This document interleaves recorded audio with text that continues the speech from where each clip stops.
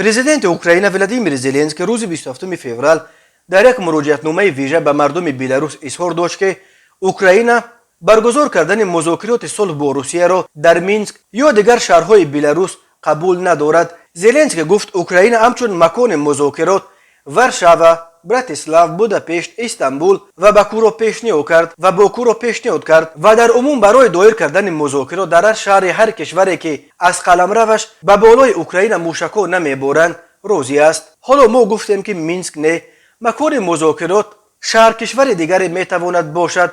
البته ما هم صلح میخواهیم، ما آماده ملاقات هستیم، میخواهیم جنگ تمام شود.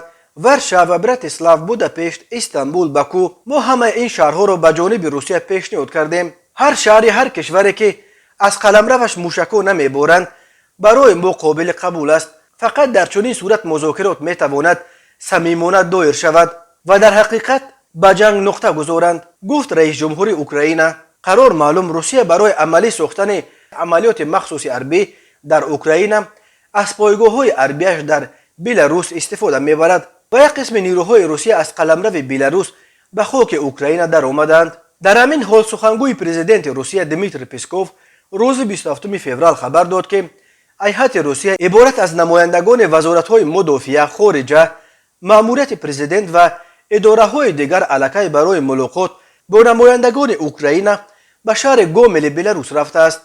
جانب روسیه در گومیل برای مذاکرات علاقه آماده است و ما حالا منتظر اوکراین هستیم، گفت پسکوف.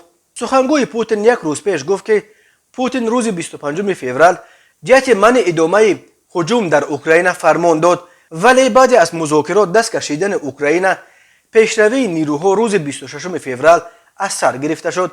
از 25 فوریه به این طرف درباره آمادگی‌ها به مذاکرات هم از مسکو و هم از کیف خبرها به دست میرسند. از جمله پوتین گفت آماده است یک هیئت را برای مذاکرات به مینسک بفرستد. زلنسکی هم گفت که به خاطر قطع خونریزی همیشه به مذاکرات آماده است. ولی شام 25 فوریه پسکوف گفت که جانب اوکراین اول ورشاوا را به حیث مکان مذاکرات پیشنهاد کرد ولی بعد گم شد. مشاور دفتر پرزیدنت اوکراین الکسی آرستوویچ در صحبت با نشریه اوکراینی استرانا اوآ تصدیق کرد که اوکراین در حقیقت از مذاکرات دست کشید چون که طلب‌های مسکو غیر قابل قبول بود و عملاً از کیف تسلیم بی چون و چرا طلب داشت. ما به آنها پیام دادیم که شرایط سازشنامه صلح بر اساس شرط و شرایط کیف امکان پذیرند، نه بر اساس شرایط‌های مسکو، گفته است آرستوویچ. ولی مسکو میگوید که میخواست در مذاکرات با نمایندگان کیف تنها مسئله مقام بی‌طرفی اوکراین را بررسی کند.